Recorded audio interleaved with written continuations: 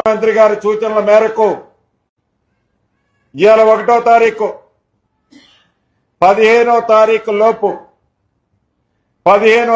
లోపు అర్హులైన ప్రతి పేదవాళ్ళకి ఏదైతే 747 మందిలో అర్హులైన పేదవాళ్ళు ఎవరైతే ఉన్నారో వాళ్ళందరికీ ఇళ్ల స్థలము 5 లక్షల రూపాయల ఇందిరమ్మ ఇళ్లు కూడా శాంక్షన్ చేసి ఆర్డర్లు ఇచ్చి నేనే దగ్గరుండి ముగ్గు పోపిస్తాను.